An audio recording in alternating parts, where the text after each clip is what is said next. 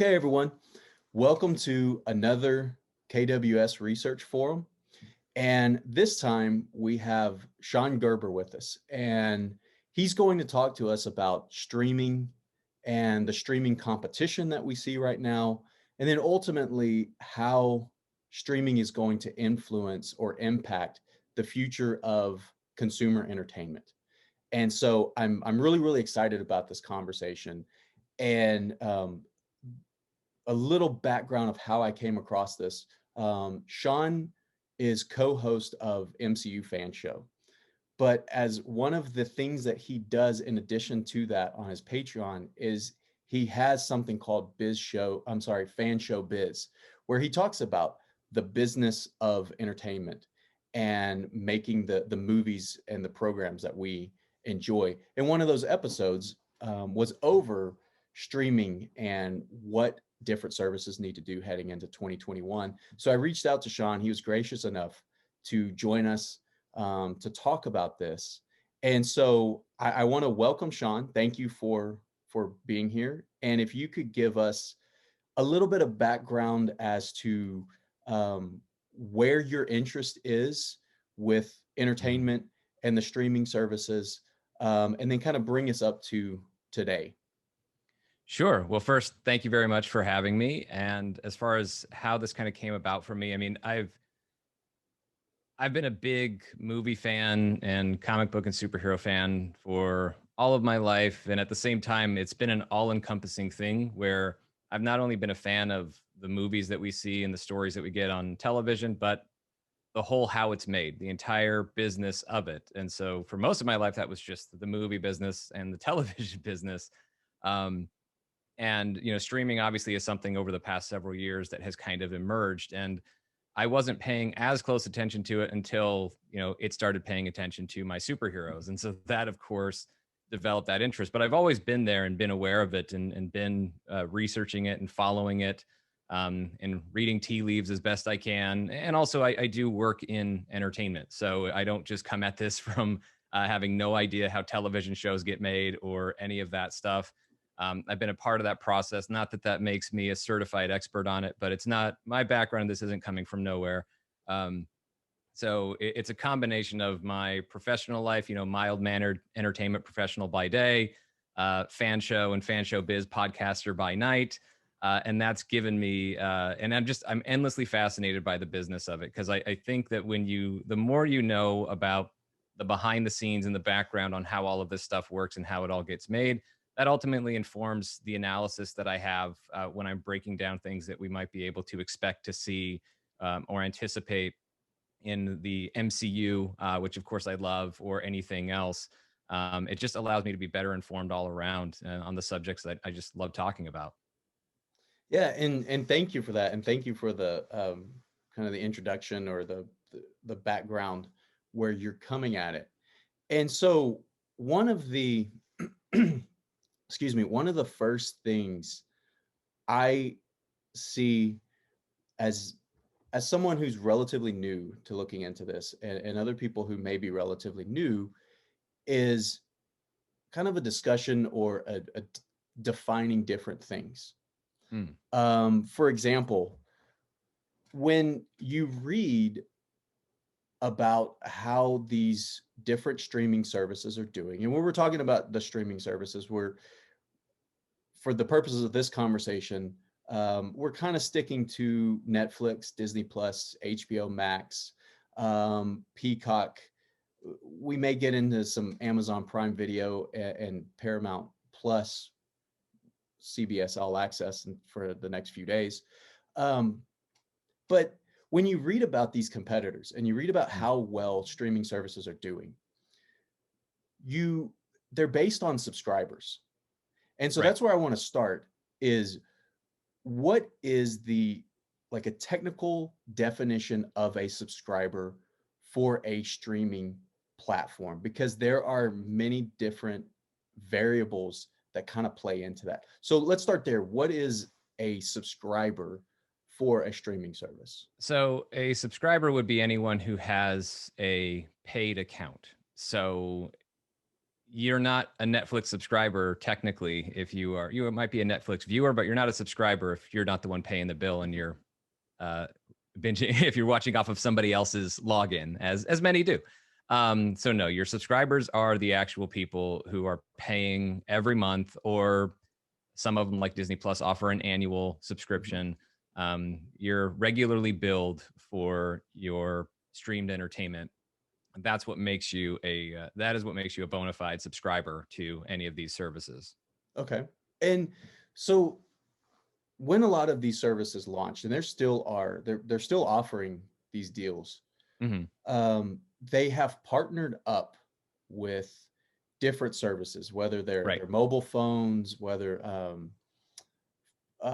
for example, I have Apple TV Plus, and I've had it for about a year because of the last time I got a new iPhone. It Right. came with that. Um, I my household is one of the few left that actually still has Xfinity cable. Right. Because we have that, we get the premium access to Peacock. However, we have not paid anything to Right. Peacock. So kind of walk us through what's the purpose of that? Is it all a numbers game? Or what's the purpose of these streaming services kind of making deals with others? It is, and that's sort of the cheat in the subscriber number is you get subscribers who were basically already subscribed, and it's not something that the companies always talk about, but it is worth noting that they're not making any additional incremental revenue from that, depending on how they've structured it. So Apple obviously is not making any money off of people that they're giving Apple TV Plus to for free because they bought an iPhone or a MacBook. AT&T is not making any additional money because they give somebody HBO Max. Same thing with Xfinity and Peacock. Disney Plus is actually different because they partner with Verizon. So Verizon actually pays for the Disney Plus subscription. So Disney makes revenue off of that. So that's where they're a little bit of an exception. But the reason why they do that is everybody wants to boost their subscriber numbers. And Disney even has their own version of this. So about 30% of their 90 plus million Disney Plus subscribers are from Disney Plus Hotstar in India, which was a company they bought. Star was a company they bought via the Fox deal a couple years ago. And Disney Plus doesn't actually cost anything extra. Like if you were subscribing to Hotstar in India, then you just kind of got Disney Plus, and so that allowed their numbers to shoot up. Their Mhm. numbers are still astronomical, even if you didn't count those extra subscriptions from Hotstar. But where you do notice it is the average revenue per user, the ARPU, which is a metric that's been very common, not so much in the entertainment world, but more in like wireless industry, cable as well. Any business that's based on a recurring revenue model from its customers is really using ARPU as a key metric. Although a lot of times it gets ignored, but Disney Plus, the average revenue per user plummeted from around 570 or something per user to now it's less than $5 per user, and that's because they're not getting that incremental revenue, additional revenue from those Hotstar subscriptions. It will go back up now that they're starting to do their first round of price hikes on Disney Plus. But it really points to what the companies do a good job of, and it's all about appeasing investors and playing into the speculation of the stock market. And all anybody really cares about is your rate of subscriber growth. Mhm. That's it. And so, as long as you're able to show big subscriber numbers and you are rapidly gaining subscribers, then you're going to keep investors happy. It's really, in some ways, it does feel like a bubble because it almost feels like it's a lot more about controlling perception as opposed to the reality, because a lot of these streaming companies aren't actually making money. Like Disney Plus is not profitable yet. It will be eventually, but it's not yet. But everybody's happy to absorb these losses in exchange for what they anticipate will be big gains later on down the road. And the only promise that they're going to get there is if they have all of these subscribers. And I think that's what everybody wants, because Disney, they waited a while to do a price hike. They waited until they exceeded, almost 95 million subscribers, probably getting close to 100 million by now. And they can do that though, but you want to get people hooked before you start increasing the revenue by raising the price. Yeah. And there's, you brought up something really interesting with saying it almost seems like a bubble. Mhm. Um, excuse me. Do you think there's kind of two things at play? Once you, um, for a consumer, eventually they could get priced out, or Mhm. if they're getting something at a discount and then they no longer receive that discount, Right. yes, you're going to have a lot of consumers who will pay. But you're also going to have some that say, I'm done, I'm not going to do it. Right. So eventually, do you think these deals that all of these platforms have made will end and they're going to go strictly off of true paid subscribers? Or do you think that expectation is there? They can't do away with that because if they do, their numbers may drop to a level where it doesn't look like a success. I think some form of that will always be around, because it is promotional. I mean, even for Disney, like they don't do the free year of Disney Plus through Verizon anymore. I think they have a deal now. It's 6 months for the bundle. They're Disney Plus, Hulu, and ESPN Plus.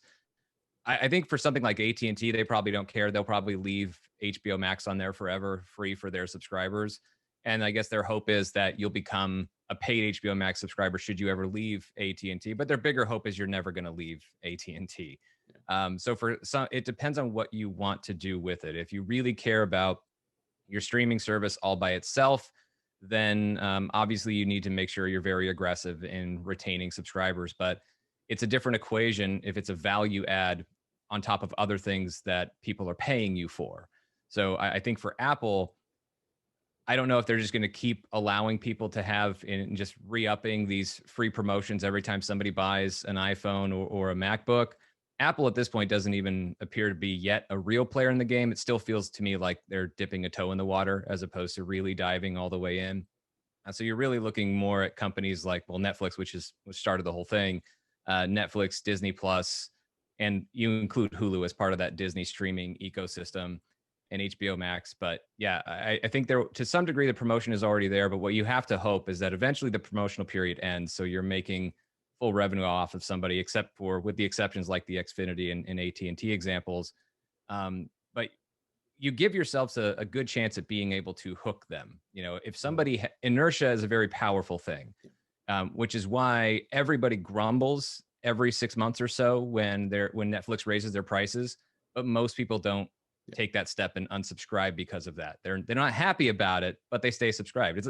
Disney's very familiar with this. Everybody complains about when it was a thing, Disneyland annual passes, and then prices go up. Nobody likes it, but everybody keeps their pass. So because you want people to be really hooked on what you on their service, and that's everything from your original content to your library. And Disney's done a good job of that because as they haven't had a high churn rate, which is people leaving, subscribers canceling.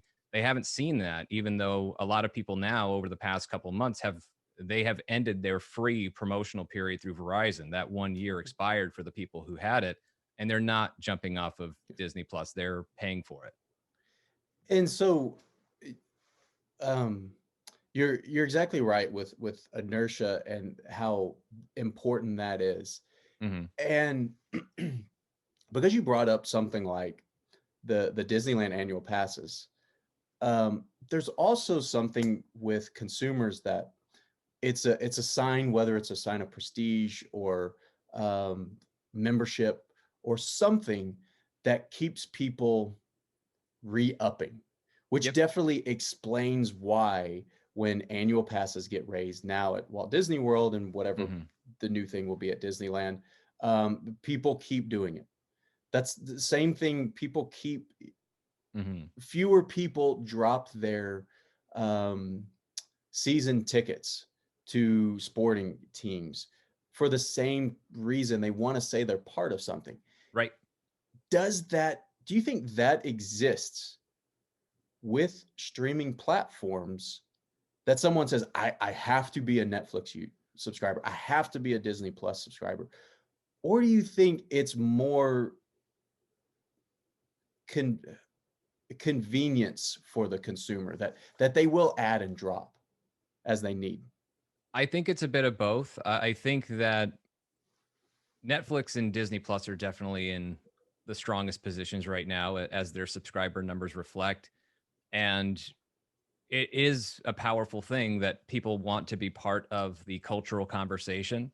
And Netflix and Disney Plus drive a lot of that. I mean, that's where Disney has actually had a really big advantage in not having the binge model as opposed to their weekly release schedule with their originals, because people are talking about Mandalorian and the latest thing Baby Yoda did every single week. Mhm. And people are talking, and I know that's not his real name.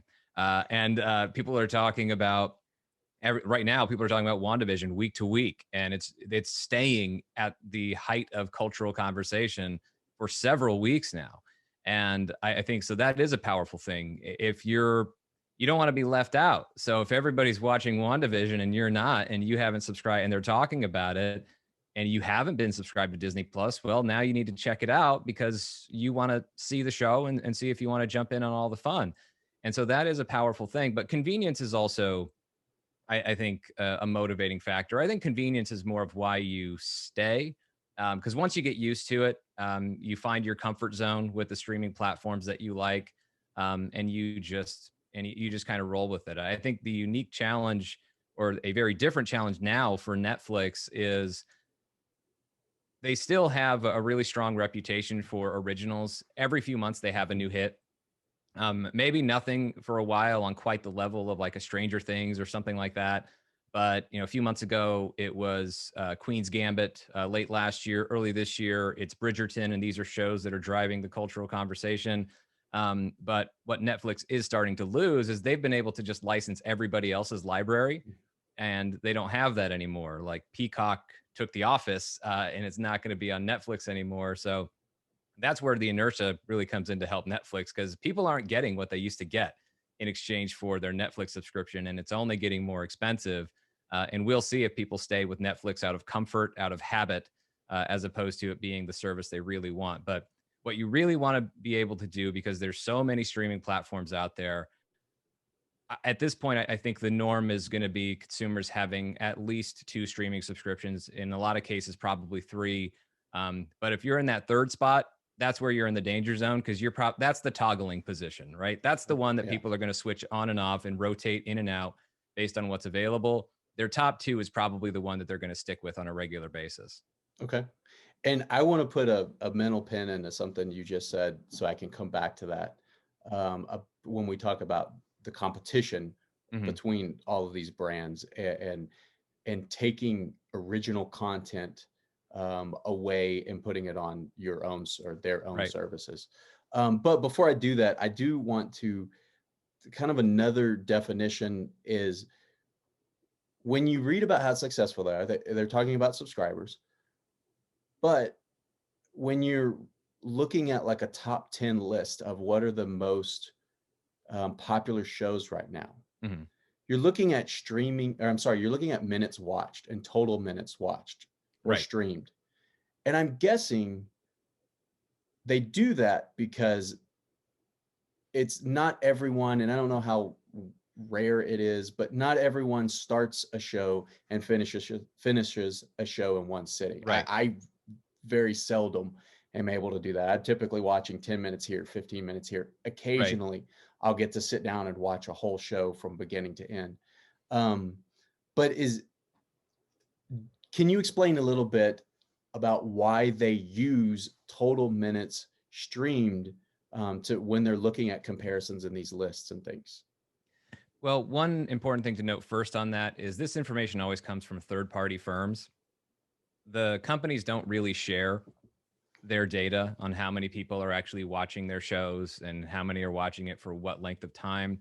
Netflix has previously said that on the occasions where they decide they feel like bragging, that they want to go ahead and say that a certain show was watched by X amount of people within a certain amount of time, they're going off of like 2 minutes watched, 1 to 2 minutes, which if this is a 2-hour movie, who cares how many people watched for 2 minutes? How many people Yeah. watched the entire movie, or the entire series, as opposed to just the first 1 or 2 episodes and then bailing? Because that's what tells you who's going to watch it Mhm. again and keep watching it, and also share it, so that other people want to go ahead and watch it.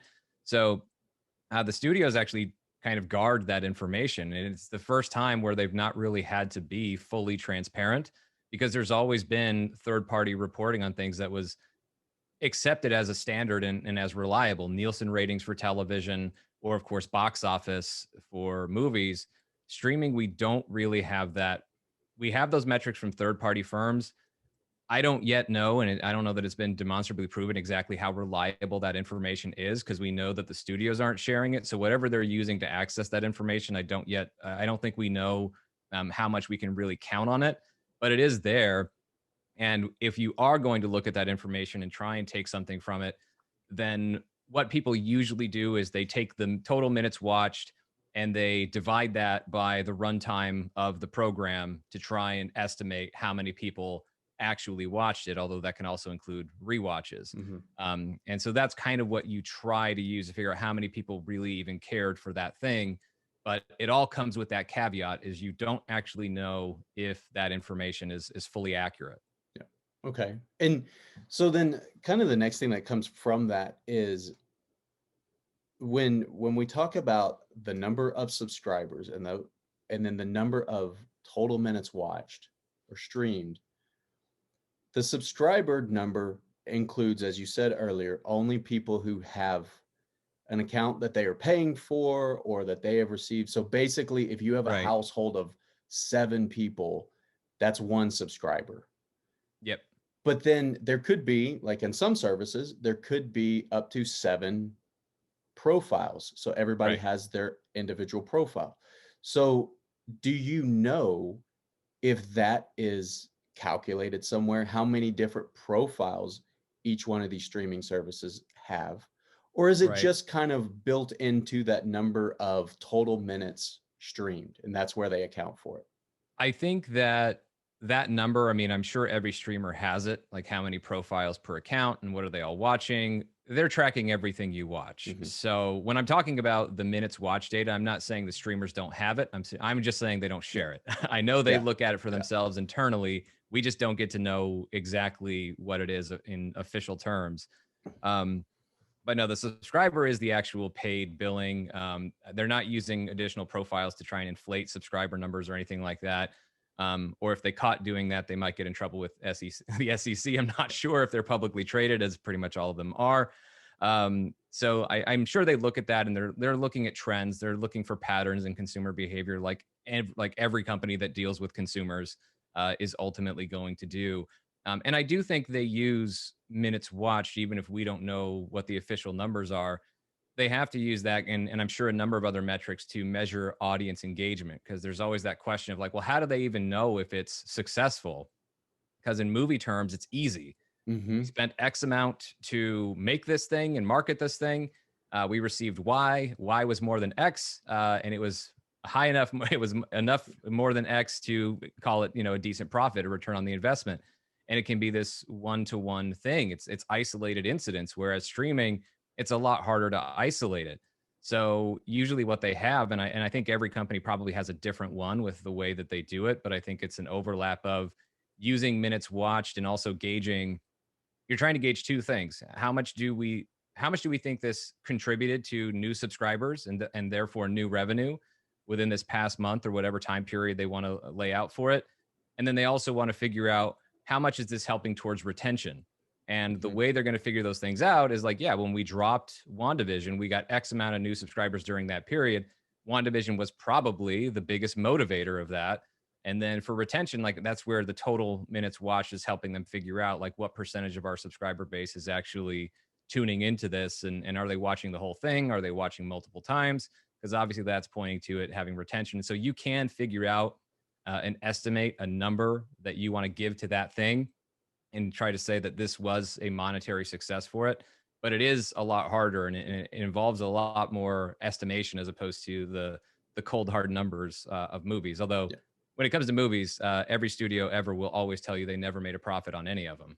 So And I real quickly want to point out to everybody listening um, that we're talking about predictive analytics here. mhm. Whether that's predictive, the statistics that companies are using, we're talking about predictive analytics. And that's something that we talk about a lot within our fields of sport, entertainment, hospitality, tourism, is you're trying to predict consumer behavior. And so I wanted to point that out for everyone, just to so everyone can make a mental note of that as we talk about this. The last thing that I kind of want to talk about as a definition before we Hmm. move on to more of the competition Right. is, you mentioned it, return on investment. Hmm. I remember a few years ago, probably 2 years ago now, listening to Bob Iger's book several times, because I'll listen to audiobooks several times. And there's a chapter where he talks about Disney Plus and Hmm. needing to rewrite or rethink the way that revenue is measured, the way that success is measured, and even going to the Right. point of the way that executive performance is measured. Have we do we know or have an idea really how success is measured right now with these streaming services, as far as something like return on investment or Right. return on objective? Do we have an idea of that? And then how do how because we don't have the box office numbers like we do Right. in traditional brick and mortar theaters, is there really a firm way to determine if a show or a new movie that is on a streaming service is a financial success for that service? There is not a way that is shared that we as a group get to look at and say, yes, this totally made the studio a lot of money. And as I was mentioning before, I mean, there's ways that the studio can figure it out for themselves. If they're tracking new subscribers as something brand new arrives on the service, to figure out how well it contributed, and they can have a calculation, they can have a formula that assigns a monetary value to that, and also the overall engagement with that program, movie or show, whatever, to see how that also fed it amongst existing subscribers, to see how that contributed to subscriber retention, and then assign a monetary value to that.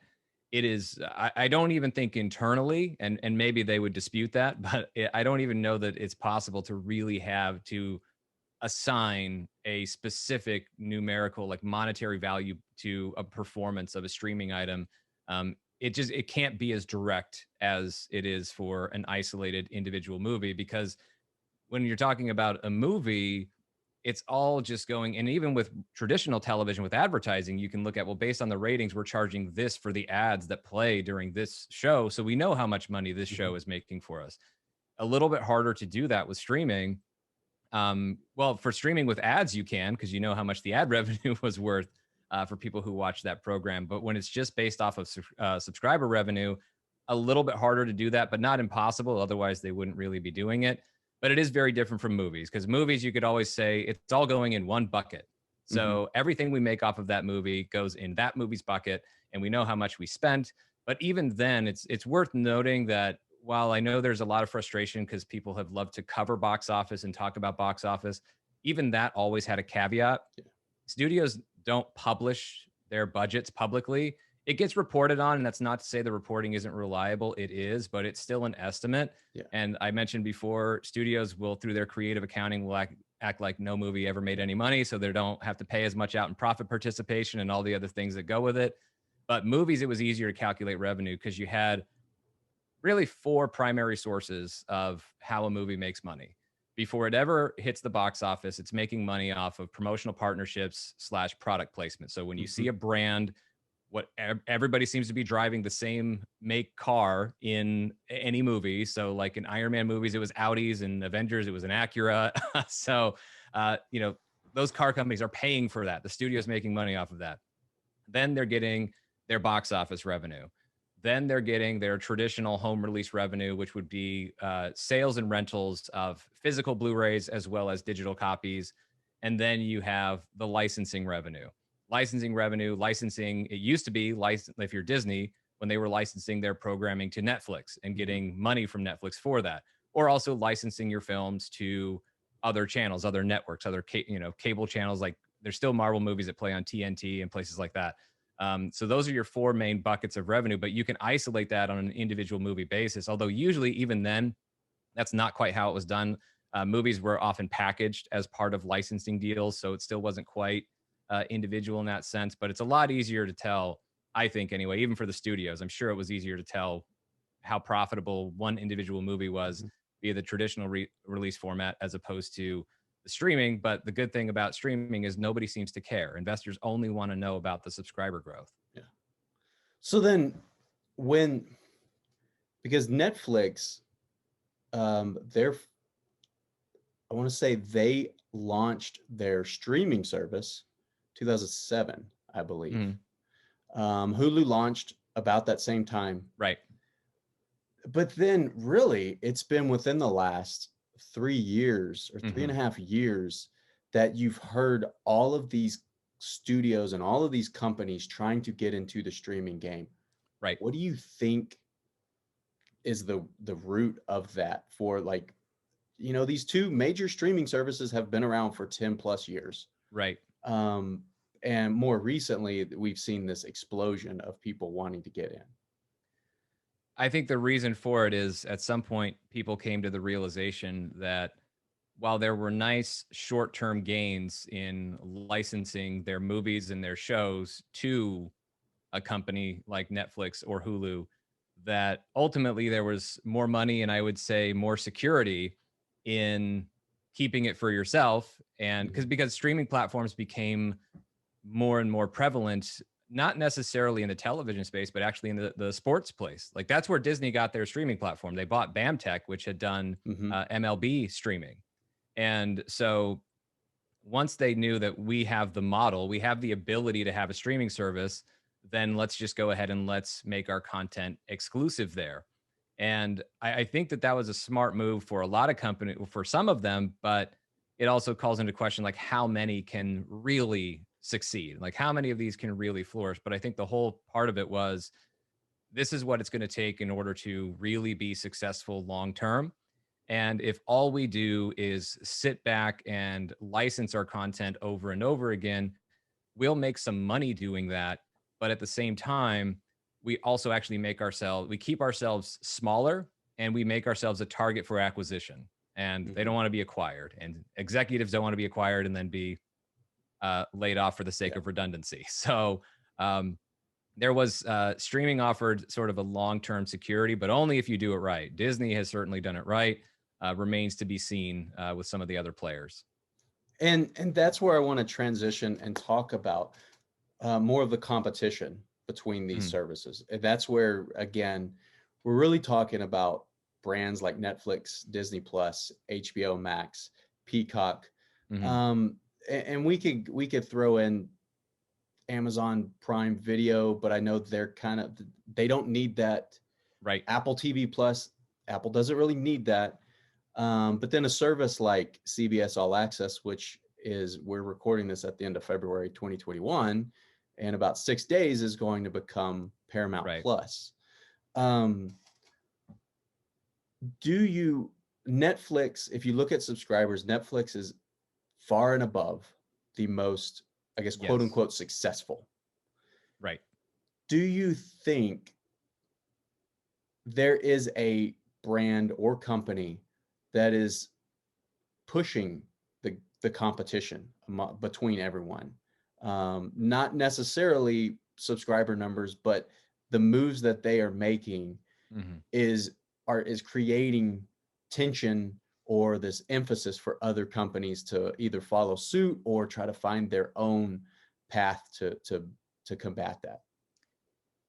I think Disney Plus is the biggest market force right now. I really do. And I know it's because I've got a bunch of like Disney owned merchandise behind me. But so you could go ahead and you could say I'm biased and there's fairness there. But I think it's also, if you look at it objectively, it holds true. Obviously, Netflix has the highest number of subscribers and they're way out in front of Disney Plus. But a lot of that is based on them just being so far in, had such a huge head start. and Disney, and we're still only a year and change with Disney Plus, and still less than a year for a lot of major markets. Less than a year for most of Europe, only a few months for Latin America. Disney Plus still not in China yet. Netflix is there, so like when you're looking at when you're looking at Disney Plus and the rapid growth that they've experienced and still big chunks out there to continue growing, the opportunity for growth is still there. Whereas Netflix is really dealing, Netflix is pretty much saturated in the US, which they've mostly admitted to. And it's really for them almost down to international. Disney Plus still has so many more gains it can make in all the markets where it's operating, and plus the ones that it's not available in yet. And so I think Disney Plus is the market force, and I think it's only a matter of time. It will be years. It's not happening in the next few months, but only a matter of time before they pull up right alongside Netflix in subscriber numbers and have the opportunity to pass them. And I think what you're seeing internationally for Disney Plus is the next big phase with the Disney Plus Star that just launched earlier this month, just a few days ago, actually. That's going to be a big thing because it answers the question that a lot of people have with Disney Plus, which is, well, great. So for your Marvel and Star Wars and your animated films for your kids, like that's what Disney Plus is for, but it's not your all-encompassing streaming platform. But with the Star integration and the parental controls to opt in, like you can have everything in one app if you want to. International, not in the US yet. But I think that's the future in the US. I don't think they can't do that right now with Hulu because there's issues because Disney has full operational control, but Comcast still owns a third of Hulu. So they can't integrate it in quite the same way that they're doing with Star internationally, but it's only a matter of time before they do that. And then at that point, Disney is all in as far as the consolidation of their streaming platforms, and sky's the limit. So I think that's the one that everybody kind of has to watch out for. And also just the branded IP. Disney has the things that people don't want to live without. There are people who will just never, ever, ever live without the latest Star Wars, Marvel, Disney Animation, Pixar. And so the pressure on the other companies to really have compelling originals that are coming from brands that just are not established, they have a lot more pressure on that. And Netflix also has to deal with, as I mentioned before, a lot of people were subscribing to keeping their Netflix subscription because they were watching The Office and Parks and Rec and everything else over and over again. And that type of library content is not going to be available to Netflix. So they're going to be, whittling down to mostly their own originals, and that's going to be tougher for them. I mean, inertia is probably the biggest thing helping them out right now. Yeah. But as I said, it's a powerful force and you can't dismiss it. Well, and that's everyone watching this knows, the faculty and staff know my affinity for the Disney brand as well. Yep.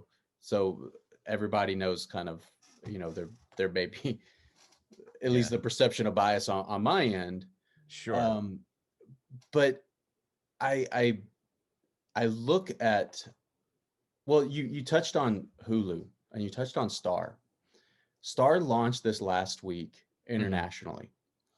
And the way I guess that I think about it is it's Hulu times maybe 10 or whatever number you want to assign to it. But you did a really interesting episode on Hulu and what does Disney need to do with Hulu, and what are the moves that they have that they can make.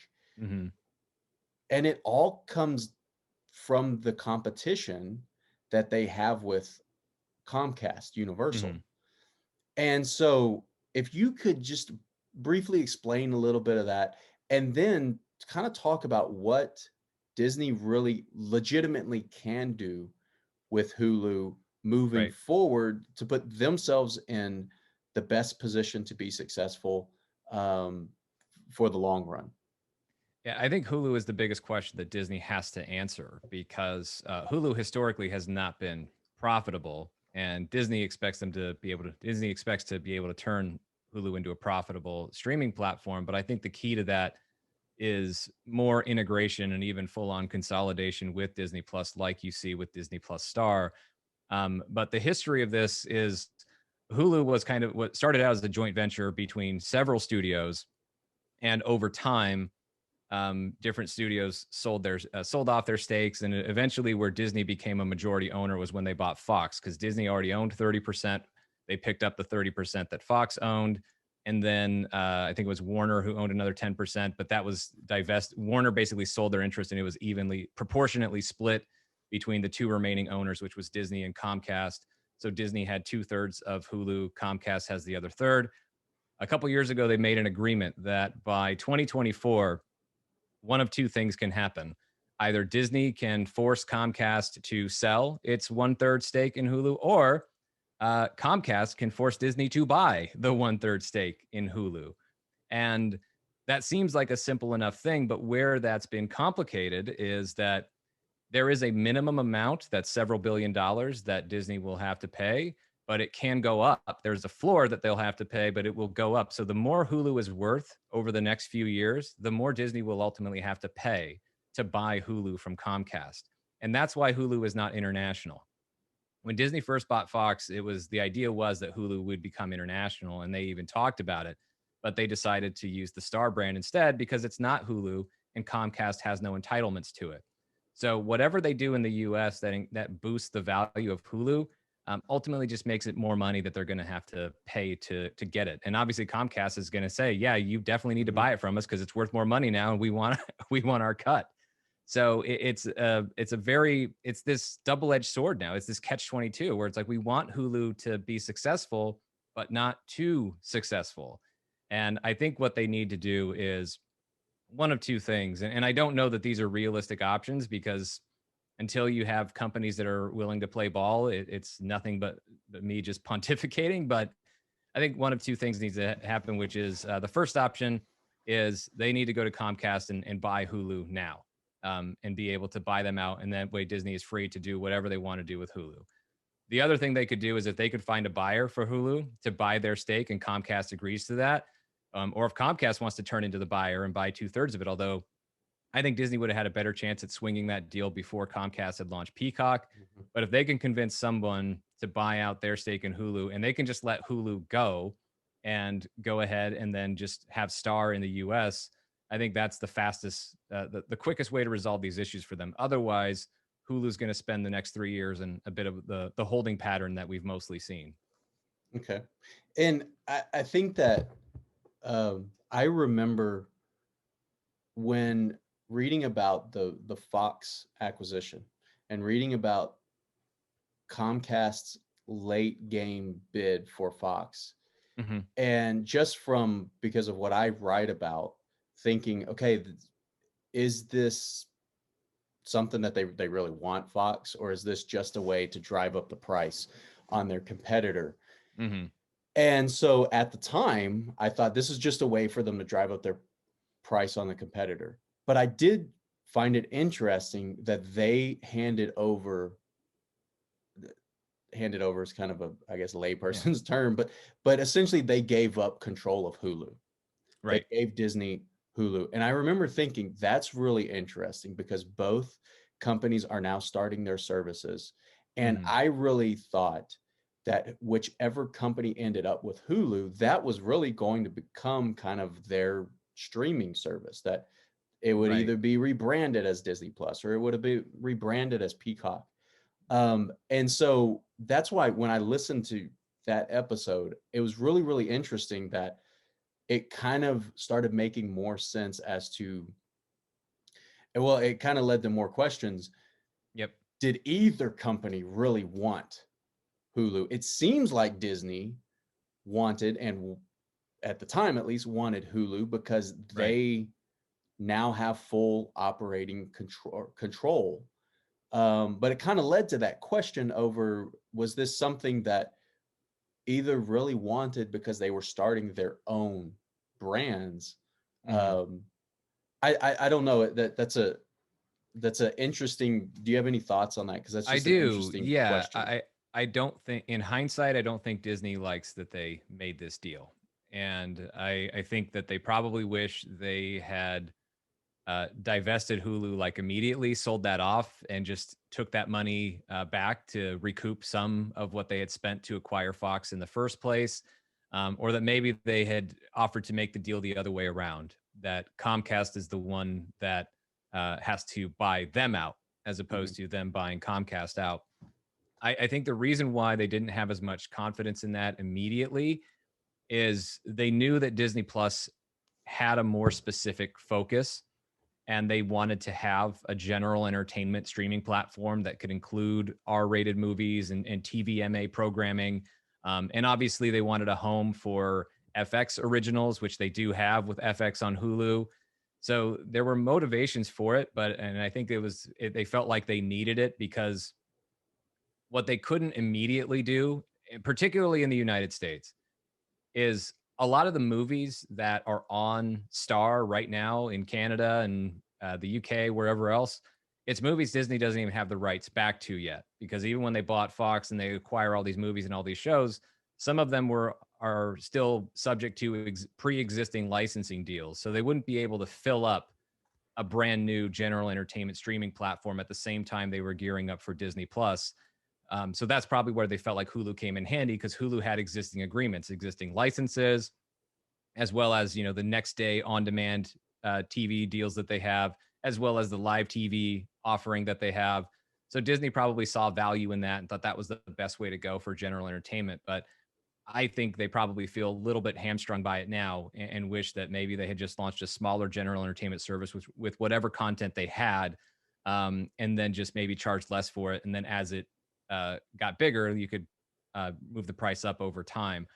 For Comcast, I think that there was actually a time when they probably would have wanted Hulu more, as I said, before they launched Peacock. But there's a lot of things that have happened. Like Comcast might regret purchasing Sky, and that was actually, I think, a big motivator for them in increasing the Sky. Of course, is like a cable operator in Europe, and so when the Disney Fox deal happened, yeah, in June of 2018, Comcast came in trying to outbid Disney, which drove up the price for Disney to ultimately buy Fox. But what it really did is it pushed Disney out of being able to acquire the majority interest in Sky because Fox was in line to buy the majority interest. They already had some. They were in line to buy the majority interest in Sky, and Disney was going to be able to basically buy that from Fox as part of the deal. Comcast was able to outbid because of that because they pushed Disney's price up so high for Fox. That meant Disney couldn't afford to pay Fox for a majority of Sky. So Fox had to basically drop out of the bidding. Comcast got it. And then Comcast was able to buy the minority stake in Fox that Disney was going to buy because wasn't worth for Disney to be a minority owner of it. So a lot, but even that hasn't necessarily worked out all that well in in Comcast's favor because I think that's what you had is a lot of people taking really big swings to try and prepare for this new era of entertainment. Some things worked really well. Some things have not worked out. Have not produced results that were quite as stellar. Well, and it seems like everybody has, in some ways, they've had their success stories. They've had their stories that maybe weren't as successful. They wish they wouldn't have made those deals.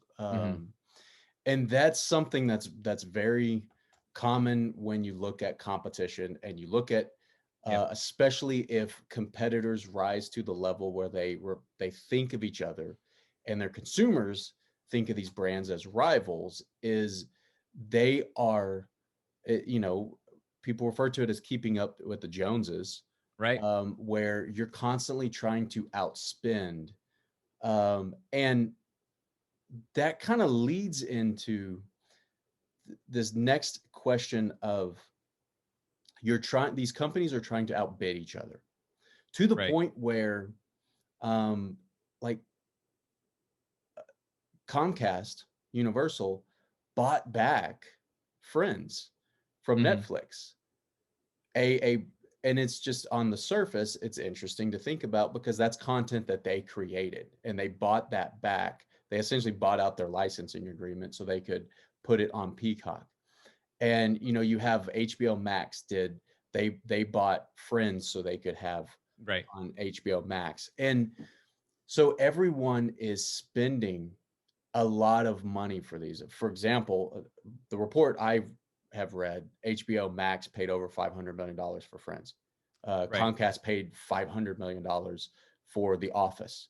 Right. Again, content that they had created, just so they could have it on as quickly as possible. Netflix Right. turned around and spent large amounts of money to get new, to purchase to new IP from others. And so you have these companies that are spending a lot of money. Right. At the same time, they're dealing with the pricing strategy that they have to use in order to get new subscribers or Hmm. keep subscribers. Um, and that's where I remember reading that when Disney Plus announced, or Disney announced the price of Disney Plus, Right. Comcast actually had to reevaluate how much they were going to charge for Peacock, Right. which is ultimately what we have now. That there's a free tier, there's a tier with ads, and then the premium Right. tier. And so where do these companies find balance between all of the money they are spending, either Hmm. for their content that they are producing on the service, purchasing content, and having to charge um, a price that is acceptable to consumers, but still keeps them kind of afloat or in the game? I think the strategy that we saw from Disney, which worked out very, very well for them. I mean, when it was their first investor day, not the most recent one in December of last year, but when they had the one in April of 2019, and they announced that $6.99 monthly price and $69.99 for the annual price, I thought it was a kill shot. I thought it was just going to, and it worked for them. It was very, very aggressive Hmm. as a price point, and I never expected it to be quite that low. And but I think what it sent a message to is what the priority was. We want to get into the household entertainment budget. We know that we're new, even though we're Disney. We know that we're new in the streaming space, and we have to give consumers a reason to carve out space for us, but we also have to make sure we're not asking them to carve out too much space all at once. And so what they did was very, very smart. And so what they, with everything that they had to to launch at that price at 6.99, it made it less of a thought. They put themselves at a price point where one less trip to Starbucks a month gets you Disney Plus Hmm. basically, and that works for most people.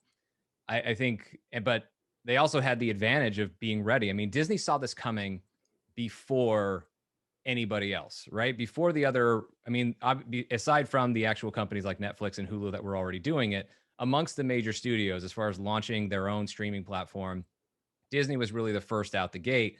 And they were so aggressive that they knew what the game was going to be. We have to establish ourselves as a permanent fixture in the household, streamed entertainment budget. This is what we have to do. And they did it. And they've now made that job harder for everybody else, because I think for a lot of people, as said before, a lot of people are going to be working off of at least two streaming platforms, maybe three. Well, one and two is probably Netflix and Disney Plus. Disney Plus is the IP that you can't live without, and the branded entertainment that you just know you want to have. And Netflix is your general entertainment streaming platform. And everybody else now has to get in line behind that. And that's where HBO Max is at a bit of a struggle, because they're priced at that Netflix price point, but they're that from the jump.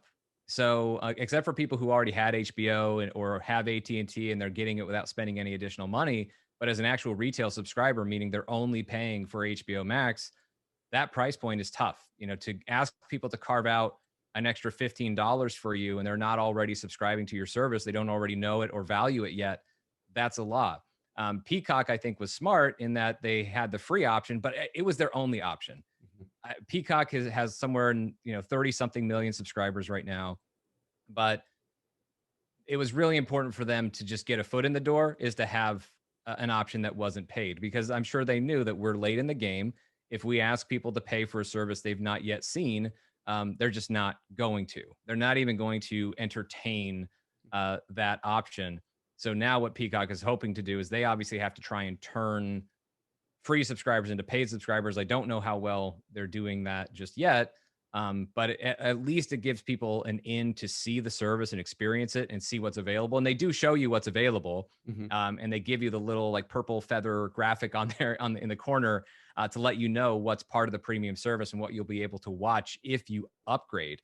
And I do think that that at least gives them an in. And HBO Max, I think, is also reshaping their strategy. They've been talking about introducing an ad-supported version of HBO Max that they'll probably launch at some point this year.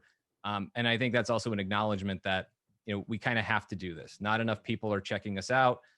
Although what they're doing right now with their 2021 film slate is going to help them with the day and date release strategy. It doesn't necessarily help as far as the profitability of those individual movies, but it's almost like absorbing the losses on those movies, making that sacrifice in order to help propel your streaming platform to success. But yeah, price is a balance. Like but it starts with getting in. It doesn't matter how much you're charging if you can't get people to subscribe. So Disney was smart. Get into that household budget and then move upward. Because that's what Netflix did. Netflix was very cheap when it started, and it's just gone up and up over time. And so everybody knows you can do that. So just the most important thing is to get started and then just get hooked or get people hooked. Yeah. And you brought up HBO Max, and that was something that I had made a note of with what they have done with the Warner Brothers 2021 movie slate, that everything is now, at least in the United States, everything is on HBO Max same day as theater release. And obviously a lot of that is because of what we're going through right now with the pandemic and people not, even when movie theaters open up, because they're not open up everywhere, but even when movie theaters open up, are people going to be comfortable going back and things like that? And so the move by HBO Max, I remember when that was announced thinking, does this completely change the way other studios are going to offer their movies, at least for the next year? And it seemingly didn't. Other studios didn't follow suit. And so I wonder if that was, and this is the question, do you think HBO Max did that based solely because they needed to do that? Because they needed those subscribers. And they were willing, as you said, they were willing to recoup or take some of those losses on the movies to get more subscribers? Or do you think they thought, we're going to do this and other studios may follow as well? Kind of like what we saw in college football this last season with the Big 12, the Big 10 and Pac-12 announcing they were initially going to not play their seasons, and the other three top Power 5 didn't really follow suit. What are your thoughts on that? I think HBO Max, or AT&T with HBO Max, I think they did what they felt they had to do, and I think they were right. A lot of people have been very critical of AT&T and Warner Media for that move. I don't look at it in quite the same way. I think that if we're looking at where things are at right now with movie theaters, they're only just barely going to open up in New York City. They're not open in LA, where I'm at. And I think they were looking ahead and saying, we have this huge inventory of these massive movies that we've spent a lot of money on. And what we really care about, our long-term health as a company, is going to be based on streaming, not on what we're making with not what we're making on individual movies at the box office. This is what we have to focus on. And so if these movies are not really destined to perform the way movies used to anyway, and that's the way, like, box office isn't even going to approach returning to what we perceived as normal in 2019. Best case scenario, you're looking at 2022. So, or maybe late 2021, but even that's a big if. And so rather than rely on the if at the box office, let's go ahead and let's not worry about the individual profitability of every single one of these movies. Let's focus on the long-term gain with streaming. And we'll have to see what their subscriber growth is as they continue to release more of these movies that are in theaters and on HBO Max for no additional cost, as opposed to the $30 extra with Disney Plus and Premier Access. If that's really helping them, it may not work out, but I still wouldn't be critical of the move, because I felt like no matter what, it was a swing they had to take. You at some point you have to take a risk, and they were in a position where they needed to do that. I didn't initially think that, and of course it hasn't happened, I did not think that everybody else was just going to follow suit, because it was a unique circumstance for AT&T and Warner Media. Disney did not need to do that at all. Disney Plus was rocking. They did not need to sacrifice their film slate in order to boost Disney Plus in the way that that AT&T had to do for HBO Max. It was unique to the position that they were in, but we are seeing every studio kind of have their own version of it. So Disney has their premiere access. Warner has HBO Max day and date releasing with movies in theaters. Paramount just announced this week for Paramount Plus that their big movies like Top Gun Maverick, Mission Impossible 7, everything else that they've got coming up, that 45 days after it hits theaters, it's going to be on Paramount Plus. And that's no additional money. So that's not premium video on demand. You have to rent it for $20 or anything like that. It's not premiere access like on Disney Plus. 45 days after a movie is in theaters, it's on their streaming platform at no additional cost besides the subscription, which nobody else is doing. And so that's a brand new thing. They're basically skipping the entire home video window in order to go ahead and get the streaming subscriptions and the streaming revenue, which I think is a smart move for them, but also one they have to do because they're coming into this game so late that they have to make aggressive moves. Mm-hmm. Well, and you mentioned the moves like premium content, and the first one that I remember was really Trolls 2 World Tour, when that was released on streaming services, and you could pay, and that was, I remember, I think it was $29.99 for 48 hours. Yeah, I think it was $19.99 for 48 okay, hours. thank you. And so then now you have other companies that have taken that model and done different things with. Right. Do you think we will see more of that, at least in 2021, because of the pandemic and because studios and companies just can no longer push back their movies any farther? And do you think it's just a decision that they can't push back movies any farther, or do you think the competition plays a role in that as well, keeping up with what other studios are doing? I think everybody wants to be the first to crack what the new formula needs to be. And so it's no surprise that everybody's trying something different, because there can't be an established plan or standard of, oh, we know this works. Nobody knows how this works. Nobody knows what's going to happen. Anybody who tells you they know what's going to happen right now as theaters reopen, and not just them being open, but big movies are going to start playing in them again. Nobody knows exactly what the lasting impact will be on consumer behavior. And so everybody has to try and scramble to figure out what's going to work best. But the strategy that they have employed thus far, which is most people are just punting, move our movies back. And every once in a while, like Disney will let out a few here and there, but their Marvel movies, they've mostly been delaying, although I don't really think they're going to delay Black Widow again. So, but most of it has just been push it back. But they can only go so far, because now you already have what could be a depressed theater market, even when they're all open again. And you have a surplus of movies because everybody's got now more than a year's worth, because they've still been making other movies this whole time, more than a year's worth of supply of huge blockbuster movies. And not everybody can go see all of those movies within the span of 3 to 6 months.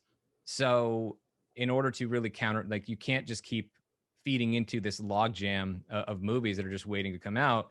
You have to start going ahead and putting out what you have when you can, but you also have to have a way to monetize those films without necessarily relying exclusively on box office, because you don't know how reliable that's going to be compared to what it used to be. So I think that's why we're seeing these combined strategies of HBO Max in theaters the same day. Disney now, they've modified Premiere Access. When they initially offered it with Mulan, Premiere Access was the only way to watch it if you were in a market that had Disney Plus. There was no movie theater alternative. With Raya and the Last Dragon that they're going to release this week, you get the option. If a theater's open by you and you want to go to a theater, do that. If not, $30 and you can watch it on Disney Plus. And I know that $30 price is higher than like Trolls World Tour, but the difference is Trolls World Tour was $20 for a 48-hour rental. If you pay $30 for Raya, you get to keep watching it on your Disney Plus account for as long as you stay subscribed to Disney Plus. which for animated films really is a good value because kids like to rewatch things Mhm. quite a bit. So I know people who dropped $100 on rentals for Trolls World Tour Yeah. because the rewatches needed to go past 48 hours. Yeah. So that's where Disney is offering some value with it. But this the Paramount Plus initiative is very interesting. I think it would be even more interesting if it was in a studio that was in a better position. But that idea of allowing theaters to have some exclusivity without going with the more traditional like 75 to 90-day window that that's been the norm in the industry for many, many years, to go with this 45-day thing and then putting the films on their streaming platform at no additional cost. That's a very interesting move, and I feel like that might be more of a precursor of things we might start to see more of, because certainly the 90-day theatrical window is gone. Mhm. It's a matter of to what degree does exclusivity really allow studios to maximize the revenue that they're going to make on their movies at the box office versus balancing out when it comes to streaming. But for now, I think what Disney's trying to do is, have it both ways of revenue, extra revenue on Disney Plus, while also being there in theaters for people who are comfortable going and have the option to go because it's open where they're at. But I think we're going to keep seeing experimenting. Everybody's going to have to keep tinkering with this because I think it's a brand new model. It's a brand new consumer environment. And probability wise, it's highly unlikely that everybody's going to guess it right the first time. So we're Yeah. probably going to see this evolve, and then it's a copycat industry. So whoever cracks it first with whatever works best in this new environment, everybody else will start following suit. Okay. And you mentioned Paramount Plus, and that brings up we have had our first, at least major rebranding Hmm. with CBS All Access becoming Paramount Plus. Right. Um, and so that that's something that when you see someone rebrand, Hmm. there are some of the factors are because the revenue is not there or the Yes. success is not there. They want to distance themselves from um, certain events or for example, real quick, when the Washington Wizards changed their name from the Washington Bullets to the Wizards, the reason they did that is they Right. wanted to distance themselves from the the implications of the former name. um, but there is also that competition there. Do Right. you think, or what do you think is driving CBS All Access to become Paramount Plus, or has driven Paramount to make this decision? I think CBS All Access was too specific, and it doesn't really sell an overall entertainment brand. And so while CBS is as watched as just about any network and has some of the most watched shows on any network, you still have a lot of people who don't watch CBS at all. And so if it's Mhm. CBS All Access and I don't watch CBS, why do I care? Whereas Paramount, there's a bit more of a history there. Not so much recent history as far as their box office success, but there is more of a history there. It is more of an all encompassing brand. And I think that has been one area where we've seen the streaming industry evolve. Is it felt like when some of these companies were initially launching streaming platforms, that it felt like they were trying to find a smaller little niche within streaming, like DC Universe, for example. Before HBO Max, there was a streaming platform for Mhm. just DC content. And it was like, well, if we're specialized with this is what will, for the people who really want that, they'll pay money for that, and they'll pay maybe more than anybody else would. And we can justify that pricing. But and CBS All Access was kind of similar to that because what they really banked on was like Star Trek originals and stuff like that. And what they've found, and I think what we've seen as an industry, is that doesn't really work. And the reason it doesn't work is because of how many more streaming platforms there are. So now you have to boost the overall value that you are offering. Because even Disney Plus, like that's why you have Disney Plus Star internationally, is they're trying not to be quite as specific in what they're offering. You want to cover a broader spectrum of content in order to invite the broadest possible audience that you can onto your streaming platform. So I think that's why we had to see that rebranding, is just the idea of aiming your streaming platform at a specific audience has been proven to really not work. Okay. Okay. And I think the next thing I want to talk about is the exclusive content, the created content for these platforms, Right. and how important is it right now? Some of the biggest titles that we see on streaming services that that really do shape the cultural narrative. Right. How important are those shows like a Bridgerton, like WandaVision, like when Mandalorian is on? Right. Um, how important are those shows as as opposed to a company's library? So things that they've already created or they own the rights to, that Hmm. essentially they don't have to pay to create that content. Right. That's just ready to go. Where do you think the importance is, and do you think what do you think the importance is to consumers? Do they go for content? For original content? Do they go for library? Is there something that you think works better? I think you have to have both. And I think a lot of the conversation is around the original content, and it's very important to have that because I think the original content creates a sense of urgency. Because the one thing about the library is the library is always there. Mhm. So if you already know, for example, that the Disney Plus library exists and it's been there since November of 2012, but you didn't yet subscribe, you might never. You might tell yourself, "Oh, I'll subscribe to that at some point when I feel like rewatching Marvel movies or watching some Disney movies or whatever." But it's an original show that creates the sense of urgency. This show looks either because the trailers themselves for the show are exciting you, or it's the conversation around the show, like we're seeing with WandaVision. That's what's compelling me. That's what's giving me a reason to go ahead and sign up right now. But you also have to have the library because I think the library goes a long way in keeping them there. There's only one new episode of WandaVision a week. So what else are people going to watch on Disney Plus? That goes back to the library. And I think same thing with Netflix is that a lot of people might have signed up because I mean some people might have signed up because they knew The Office was there and they just really wanted to watch The Office. But I think a lot of people signed up because everybody was talking about Stranger Things a few summers ago and they wanted to see what that was about. And then they realized, oh, wait, a lot of these TV shows that I used to watch, they're all here and I can rewatch them as many times as I want. And so that is a part of what keeps them there. And what you really want to do is you want to, as a company, you want to keep people in your streaming ecosystem. That's why like the perfect version of Disney Plus is Disney Plus Star because Star is not a separate app. Well, it is in Latin America, but in a lot of markets it's not.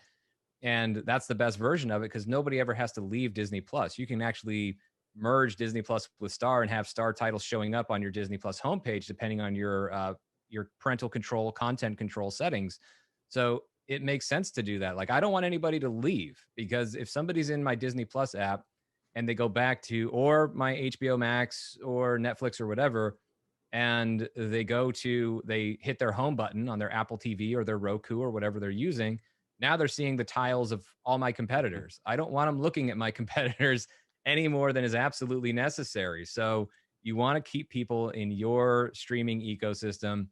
And I think the library goes a long way in that because you only have so many originals. And you, even if you blitz people with just original movies, and like I know Netflix is doing like a new original movie every Friday this year. Most of those movies are probably not going to be very good.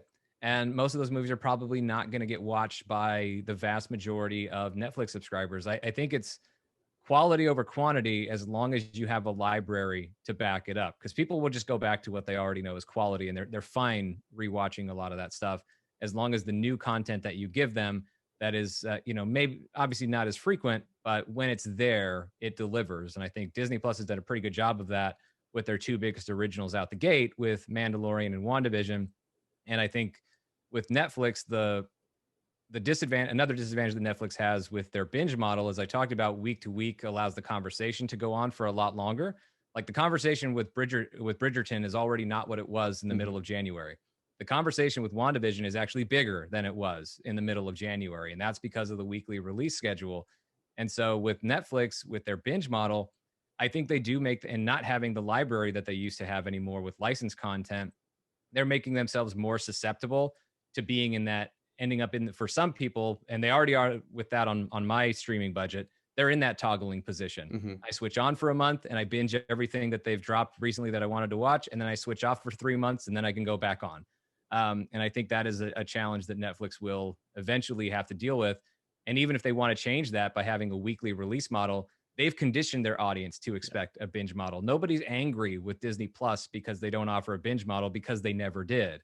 But for Netflix, if they want to switch from that, and I think strategically at some point they'll need to, their customer base will feel like something's being taken away from them. Hmm.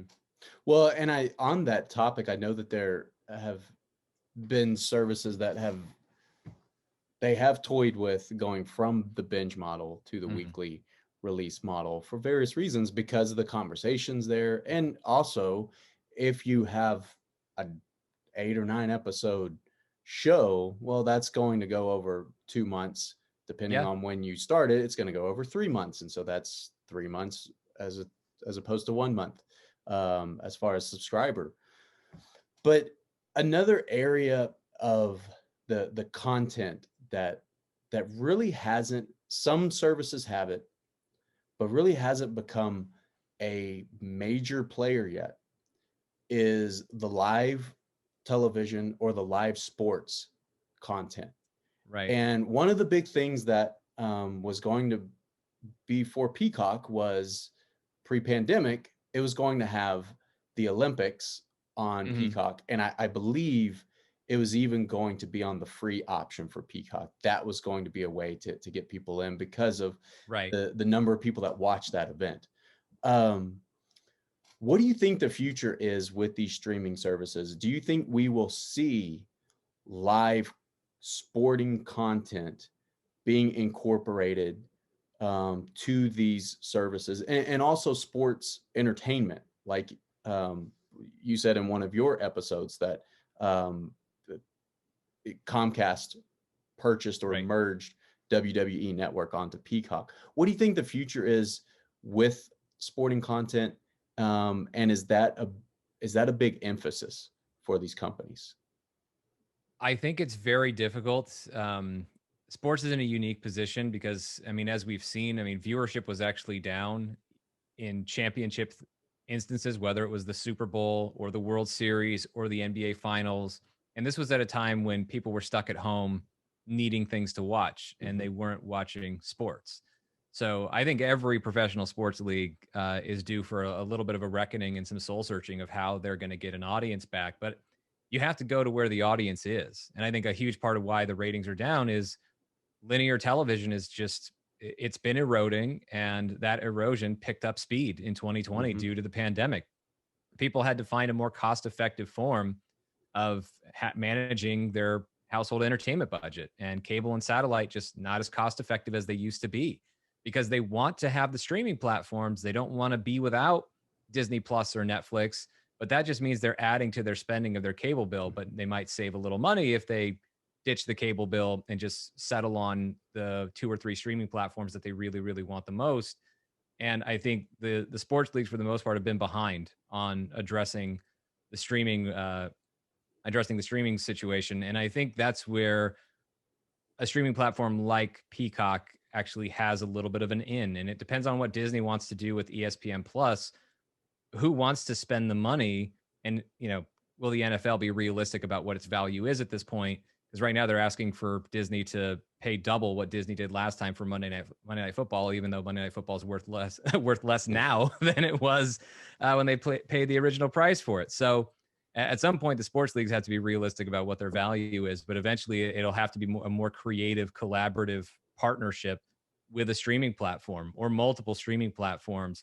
And I still think there's enough value in it, because I do think that the first company that really offers a truly valuable sports package on their streaming platform is going to be able to pick up steam with those last holdouts for linear television. I think for a lot of people who haven't given it up, sports is the main reason that they Hmm. haven't given it up, because it's not something that streaming is adequately addressing just yet. So if you're in that position, like Comcast with Peacock, or even Paramount with Paramount Plus and CBS. If you can make a bigger play for something like the NFL or the NBA and have live sports on there, I think you could actually gain a lot of ground that isn't really being covered by Netflix or the other players in Mhm. this. And that's, you could say that's carving out a niche for yourself, but it really isn't. I mean, sports, I know I mentioned the ratings are down, but it's still a huge audience. It's still tens of millions of people out there ready to watch this content. And so you have to, I think it would be wise for somebody like Peacock to make an even stronger play for it. And I like the WWE network deal that they have. I think that's a smart play for them as well. Um, and it just adds value for anybody who's considering joining their streaming platform. It gives them another reason to go ahead and do it. So Peacock feels like a player there.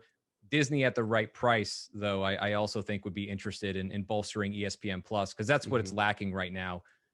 For all the talk of what they have with the UFC, what they need is the NFL and the Mhm. NBA to be a bigger thing on Disney Plus. And if they can get there, then that would be huge for them. But they're not going to overspend. And I think right now the NFL has a somewhat slightly inflated sense of how much rights to their games are worth at the moment. Well, and I correct me if I'm wrong, but I think one of the major announcements from like the Disney Investor Day on the sports landscape was, I can't remember what year it is, but they are acquiring the rights to how the SEC has their SEC Game of the Yes. Week has always been on CBS. That now is at some point going to revert to ESPN ABC, which Right. makes me wonder if that will ever end up on some of their streaming services, whether it's Disney Plus, whether whatever they're going to do with Hulu, if they're Yep. whatever they're going to do in the United States, and if that's going to lead to future deals with other leagues and other teams. Because it's also interesting, you have your each league has their own like service, Right. and so who is going to be is a company going to acquire MLB Network and MLB.com? And are they going to acquire like NHL and all these different services that these leagues have? And kind of what's the future of all of that? Because I think that is something that while as you said, while the majority of consumers, they're consuming for other reasons. They're not watching for sport. There a lot of, half of our population is not sports fans. Hmm. It is still a very sizable group Right. of consumers I'm just interested to see what's the future with these companies, how they're going to try to integrate all of that. Um, I think that that moves to the next topic, and kind of which will kind of culminate all of this. What do you think the impact is of streaming services on contemporary and future consumer entertainment, both in-home entertainment and what I refer to as brick and mortar theater entertainment? Mm. Yeah, it's a big question with lots of answers. So as far as streaming goes, I think what's interesting, and I called it a long time ago, like when cord cutting first became a thing, I said it almost jokingly, but I meant it. I was like, we're all going to end up spending more money. Like Mhm. we think we're saving money on cable, but we're ultimately going to spend more money when you add up all the streaming services that there are going to be on top of paying for your internet access, so you can watch all of those streaming services. But that's not necessarily true. It's only true if you're getting everything, if you're subscribing to every platform. But I think what we've seen in general is that entertainment is just more specialized and more fragmented than it's ever been. And I don't really know that we're going to get back to that. There are some things that seem to just catch on in the zeitgeist and everybody's talking about it, even then it's still not literally everyone. I mean, there's plenty of people who have no idea what's going on WandaVision. So, Yeah. not everybody is into everything, but I think what you see is people paying. It's still going to be expensive, but you're paying a little bit less than maybe you did with cable or satellite, but you're getting exactly what you want. Whereas cable, a lot of times you're paying for at least half the channels you just never ever watch. So, and usually it's a lot more than half the channels that you never watch. So it is a little bit more specialized, outside of a few more mainstream things. And I think that's perfectly fine. Like, I don't really think there's any harm in that. There's any issue with that. Not everybody needs to be consuming the exact same entertainment. Um, as far as how that impacts movie theaters, I don't see any way that that industry can exist in the form that it has for the past several decades. I think that things were already trending in a certain direction with the evolution towards streaming, and there's a whole reason why these studios, Disney, the leader among them, felt like it was worth their while to completely reorganize their company and their priorities in so many different ways and invest so heavily in this, is because they knew this was coming, whether you like it or not. So you can either get out in front of it and help shape the evolution of the industry, or you can be left behind and then ultimately be acquired by somebody who did a better job of looking at the future and responding to it than you did.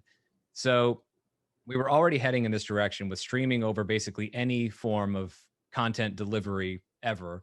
And movie theaters were always going to be slightly de-emphasized, but now I think we've seen an acceleration. I think we will experience this with people who've, through the pandemic, and it's not this is not an assessment or argument that people will give up on movie theaters and never ever go again.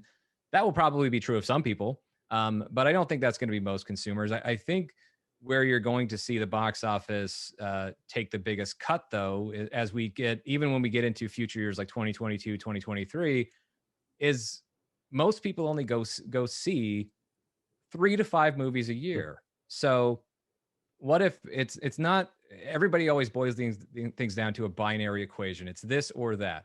But I think more likely for movie theaters, it's something in between. It's not people going 0 times versus still going 5 times. It's the person who used to go 5 times going 3 or 4 instead, or the person who went 3 times going 2, going twice a year instead. So if the average consumer goes to the movies like 20% less or 33% less than they used to, that adds up to a big chunk at the box office as far as the ceiling being lowered. And as I mentioned before, there's going to have to be a new balance for the theatrical window, because the shorter that is, the easier it is for people to say, well, I don't need to wait in theater. It's one thing if it's a movie you want to see and you're like, I got to wait 3 months if I don't go see it in the theater. It's a different story if it's only a few weeks before you could watch it at home. So I think what you're going to see is fewer theaters, and they're going to be playing the movies that people really, really want to see on the big screen. And that's nothing new. Blockbusters have been dominating at the box office for years, and I think you're just going to see even more of that as we go forward. And the number of theaters that we have now, there's just no way that they can all survive in the numbers that they're currently in. And it's going to have to be a more specialized experience. I think the standard movie theater is really going to struggle. It's really about the ones that go all out for that cinematic experience. So your IMAX, your Dolby Cinema, going to the movies is going to have to be an event in the way that going to a concert is an event. Going to a sport, a football game or basketball or whatever, you're going to an event to see this with a crowd, to see this with an audience, because this particular movie compels you to do so and treat it as an event. But obviously, that's a more specialized experience, and I think that's what we're trending toward. But we were always going that direction. It's just now, instead of something that's happening over the next 7 to 10 years, it's happening in the next 3 to 5. Yeah, and I think with many things, the pandemic had just sped things up. Yep. At least 3 or 4 years. Mm-hmm. Like the local movie theater where I live just opened right before the pandemic. They opened what their version is of an IMAX theater, Mm-hmm. and I don't know if it's been used yet. Yeah. And so it is that issue. And so if there were fewer movie theaters, do you think there's still a place for like what people would commonly think of as like the small cinema, the movie house, where you Right. have people go and they watch the independent films? Or are all of those independent films, is really the place for those independent films now on streaming services and not really in one of those movie houses? I think it's primarily on streaming services, but I also think that's where most people were watching them anyway. we don't really have the indie breakout hit in the sense that it Yeah. makes Yeah. 40-50 million dollars at the box office after costing only a million to make or something like that. We haven't seen that frequently for a very long time. And even when we were seeing it more often, it wasn't a ton. Yeah. So I think that in larger markets, you always see things that are more specialized. So in LA, in New York, city like Chicago, you might still see the smaller art house theater, Yeah. and they're still playing some of those independent movies. But by and large, what you're going to see is those movies, their biggest home is going to be on streaming. And I know that makes some people sad because you of course, I've certainly have a lot of respect and love and affection for the theatrical experience. I absolutely love it. Like some people think I don't because I make these observations, but it's not based on what I want. It's based on what I see Yeah. happening. And so I think that the one benefit though that kind of gets lost in the shuffle with streaming is I think ultimately more people see these movies thanks to streaming. Okay. As I mentioned before, you know, most, even a lot of the major cities don't have an art house theater that everybody's flocking Mhm. to. But streaming has allowed more people to find films that they otherwise would have just never seen because they weren't playing in every AMC or Regal or Cinemark or whatever it is. And so, ultimately, the art isn't going to be able to have an effect and make an impact on the world if people aren't seeing it. And now people have a chance to see it. It may not be the way that we're used to people seeing it, may not be the ideal way that a director would want their art to be showcased. And I totally understand that. But at least streaming is offering more so than ever before an opportunity for any piece of art, be it a Yeah. movie, a series, to find its audience.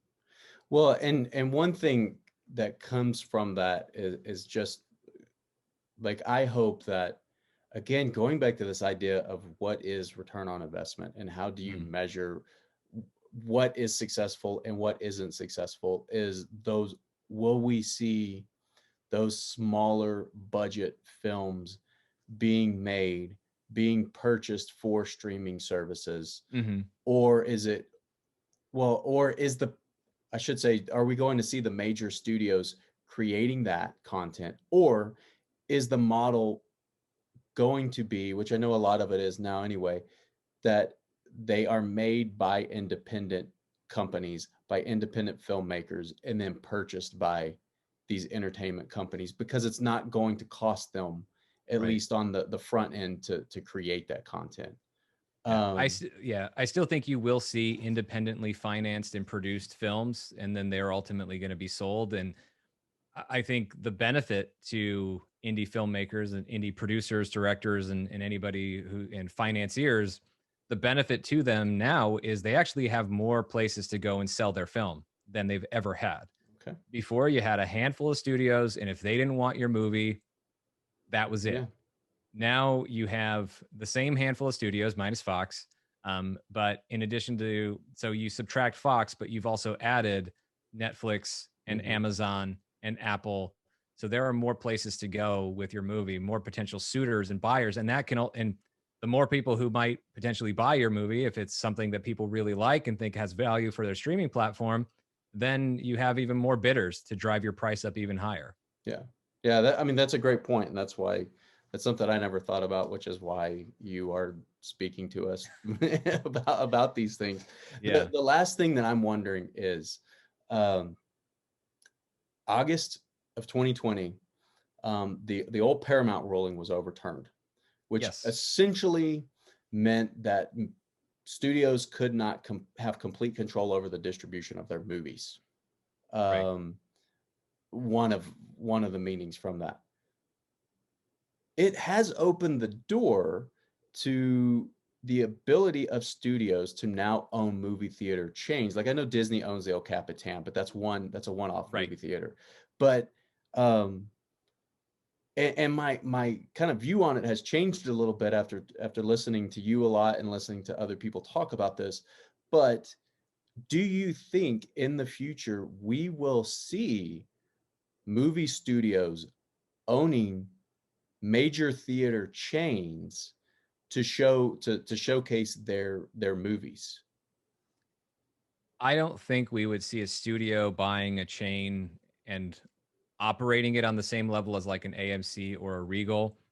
I think that if that ever happened, I think Disney is in the best position to do it out of anybody, because if there's anybody who knows how to brand an experience and create an immersive experience to entice people to actually go to a theater, it's Disney.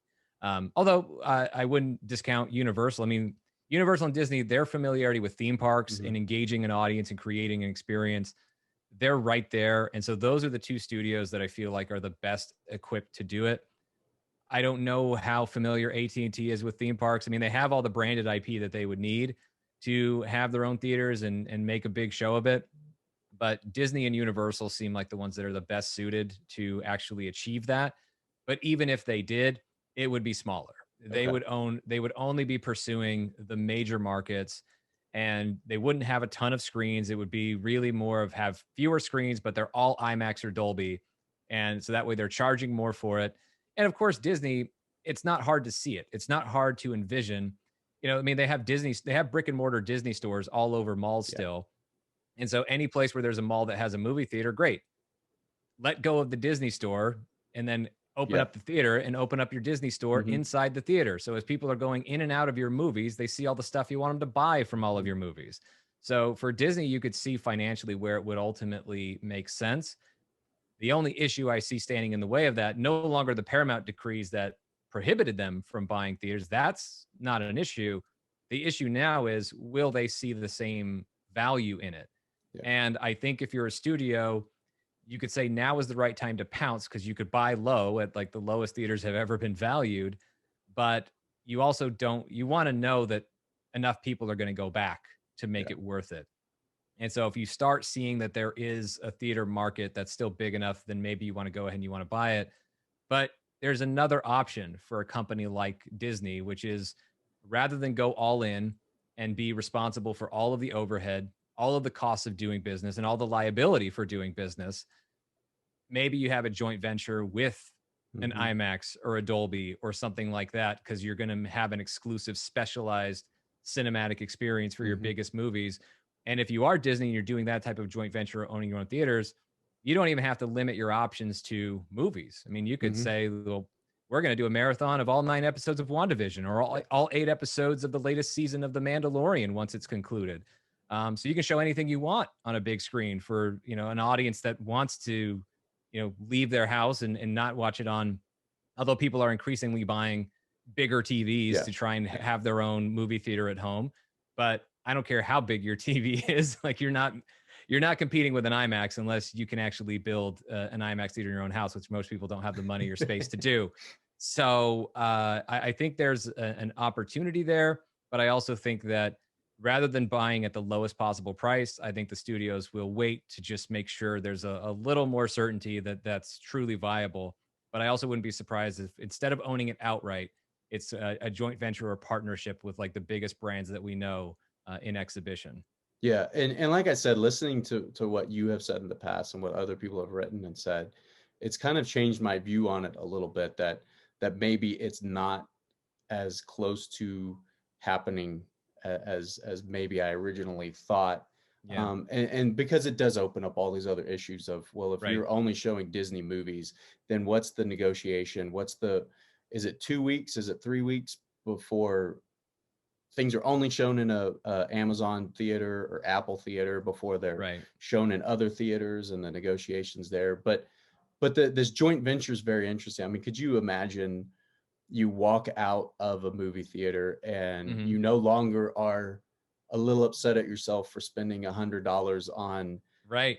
concessions. Now you're upset because you spent $300 on concessions and the merchandise outside of Yes. the movie Yeah. you just watched. That would, Um, yeah, that would totally be me every time. So but I think, but that's also, you know, where, I mean, the cost would be higher. yeah, I do expect that going to the theater is going to, whether it's AMC, Regal, Disney, joint venture, all in, whatever it is, it's, as fewer theaters are remain and fewer overall people are going, it's a more specialized experience, and specialized experiences are more expensive okay, because they're yeah, tailored to an audience that really, really wants to go, and they're the price elasticity is not quite the same. Like like they're even, you can charge more, but they're still going to go because they prioritize that experience, whereas others don't necessarily, who are more casual about it, don't necessarily care as much. So you have to, when you know you're ultimately serving a smaller section of the public, you have to maximize the revenue you're getting from that smaller section of the public. So yeah, movies in general, going to the theater is a fairly expensive thing to do, increasingly expensive thing to do, although still relatively cheap compared to most forms of Mhm. entertainment outside the home. But yeah, if you're not loving the price of going to the movies, you probably won't love what happens next. Well, not like next to get people back. You'll probably see a lot of bargains, but eventually it'll move back up and higher than it was before the pandemic. Yeah. Well, and um, thank you so much for this, for answering all the questions that I could think of, and all the questions that came from your responses.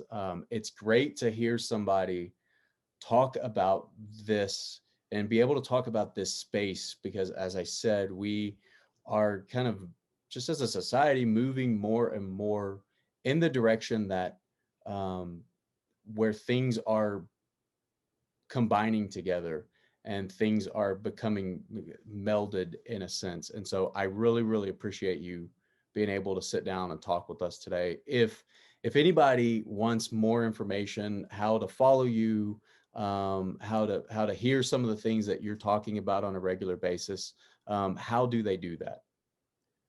Easiest place, you could follow my personal social media at Mr. Sean Gerber, SeanGerber, or at MCU Fan Show on Instagram, Twitter, or Facebook. You find me on any of those places. And if you listen to the MCU Fan Show podcast, you'll hear about all the different stuff I do and where you can find it from there. Okay. And again, thank you very much for this, Sean. This Thank was you for this was having a me. lot of fun. Thank you. Yeah, Have a no, good rest of the day.